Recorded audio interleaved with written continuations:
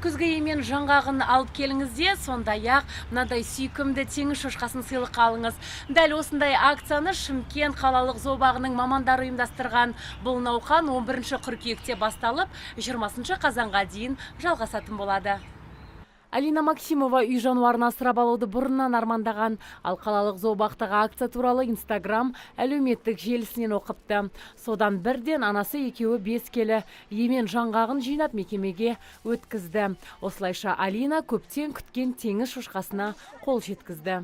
Я желаю нашему шымкентскому зоопарку. Мен қыста Шымкент зообағының жануарлары тоңбаса, азықтары жетсе екен деп тілеймін. Ал өзім қол жеткізген теңіз шошқасына қазір есім беруді ойлаудамын. Оған жақсы күтім жасаймын. Акция туралы ақпаратты естіген тұрғындардың басым бөлігі шараға қатысуға ниет білдіруде. 11 қыркүйекте бастау алған шараға бүгіннің өзінде 3 отбасы белсенділік танытып үлгерген. Ал зейнеткер Юлия Дрыгала немересімен бірге осы емен жаңғағын жинапты.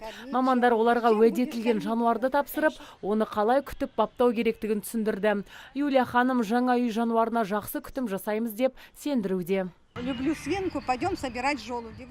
Немерем жануарларды жақсы көреді. Мен акция туралы газеттен оқығанымда ол бірден осы теңіз шошқасын қалаймын деп жаңғақ жинайық деді. Біз күнімен сондай-ақ кешке дейін емен ағашы өсіп тұрған жерге барып, бір шелегін жинап өткізіп отырмыз. Көрген адамдар таң қалып, неге қажет деп те сұрап жатты. Біз акцияны айтқанда олар да азықты жинауға кірісті. Осылайша мамандар бір оқпен екі қоянды атуда.